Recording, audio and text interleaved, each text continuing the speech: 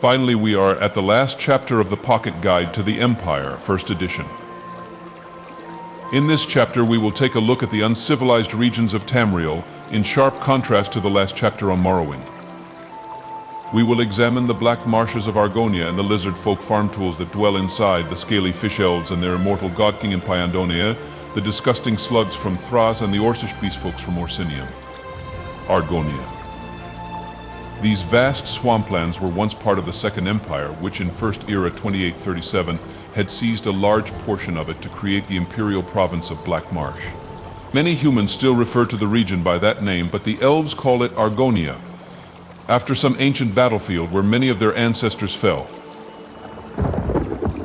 Thus, the native inhabitants of the swamplands, a collection of beastly tribes of lizard men, have become, in common parlance, the Argonians. Argonians are rarely seen outside of their homeland, except for a relatively intelligent strain called the Hist. Individuals of this strain are repulsive, but peaceful enough to be tolerated among the human kingdoms, and can be found as far from Black Marsh as western Hammerfell.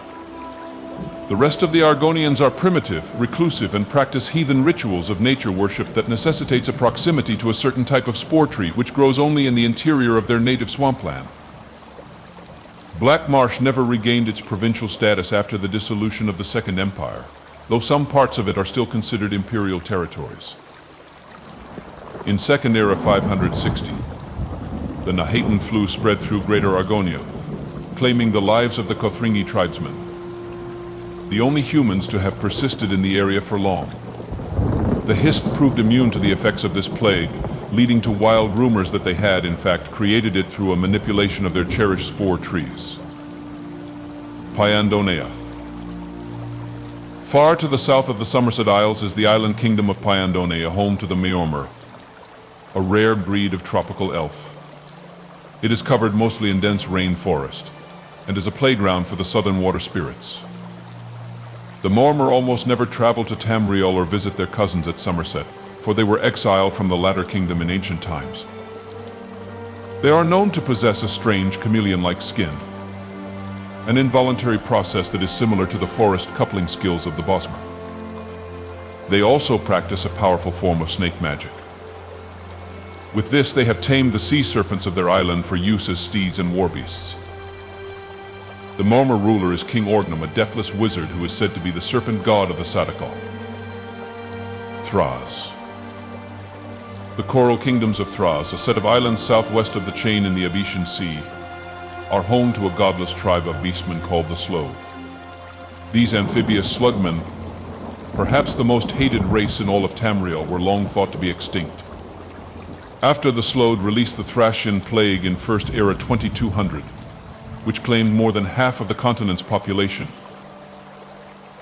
the largest allied naval force in Tamrielic history sailed to Thras, slaughtered all the Sload they could find, and with great unknown magic, sunk their coral kingdoms into the sea.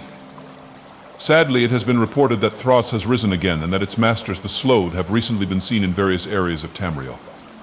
Citizens are encouraged to avoid these beasts and contact the nearest imperial authorities when they learn of one's existence. Much is remembered about the slugmen, and has been collected for you in the nearby sidebar. Be vigilant. This has been collected from the notes of Bendu Olo, West King of Anvil and Baron Admiral of the All Flags Navy, and dealer of swift justice to the foul spot of Thras. Life cycle of the Sload. Juvenile. Disgusting little amorphous grubs. Adolescent, soft, squishy octopus-like things that cannot emerge on land. Adult. No outside limit to age or size.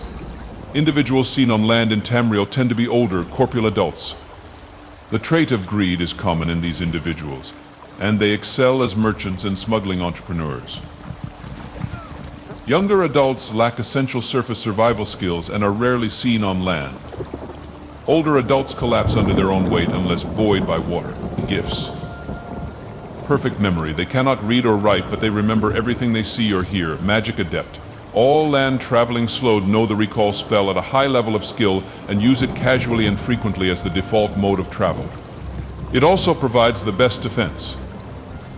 They teleport out of difficulty instinctively. We must be on our feet. Liabilities. Poor grasping ability, weak tool use. Sloads slowly adapt their outer integument to conform with surfaces and objects, permitting them to pick things up or climb things like disgusting slugs. Slow. They think very quickly, but never enough to suit their careful, deliberate personalities. They move slowly and act slowly. It takes them a long time to come to decisions. They can answer questions quickly if they choose to, which they seldom do. Cautious. They have no word in their language for adventure. The closest equivalent means tragic disaster. All their heroic myths are about individuals who sit around and think for years and years, consulting cautiously with wise Sload until finally they act, always deliberately, always successfully. All their mythic villains act quickly and always fail, morally repugnant. Every Sload individual encountered has been a grasping, callous, godless, self-loving schemer. They do not seem to experience or display any familiar human emotions, though they are skilled diplomats and actors, and produce gross, exaggerated parodies of human behavior, laughter at lame jokes, weeping at apparent misfortunes, furious tirades at folly or ineptitude. They have no compunctions about blasphemy, theft, torture, kidnapping, murder, or genocide. They break laws whenever they calculate it in their best interests. They do not perceive or honor friendship or loyalty in the familiar human terms, except for a cheerful affinity for those who defeat them or trick them in any endeavor. The adult form does not apparently reproduce, and shows no interest in the fate of its offspring. Now on to Orsinium.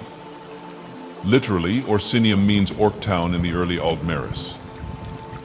The goblin kin, orcs, ogres, gremlins, and other beastfolk that live in Orsinium favor the elvish name for their settlement, for it suggests, at least to human ears, a glorious and beautiful fortress city, instead of the squalid and filth-ridden village, and keep that it is. It was founded during the Cameron dynasty, when hundreds of beastmen were set free by the rulers of the Somerset Isles and allowed to settle lands north of Valenwood.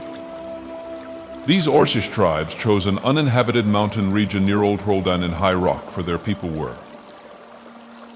and most still are, dependent on a rare shaggy giant centipede herdbeast that can live only at high altitudes on alpine and subalpine forage. Orsinium did possess considerable strength during the First Era, when Orcish refugees fleeing the Ragada invasion of Hammerfell joined the Beastman army already gathering there. This army was determined to take control of the Bjulsey River and force the kingdom of Weyris to pay Orsinium regularly for its use. Other powers of the area rose to confront the Orcs, principally the Yokudan Order of Diagna and the Chieftain Kings of early Daggerfall. The siege of Orsinium lasted 30 years and ended in its ruin. Orsinium briefly became an imperial territory under the Ekaviri Potentate, though this ended with the death of Severian Korak in Second Era 431. The Orcs have recently petitioned the new emperor to grant them a similar status, but Tiber Septim is famous for his hatred of their kind, and has yet to bestow the beastfolk a good answer. With that, we conclude the series on the first pocket guide to the Empire. An encyclopedia made during Tiber Septim's conquests of Tamriel, and a document used to push an anti-elf narrative to the imperial citizens of Saradil and beyond.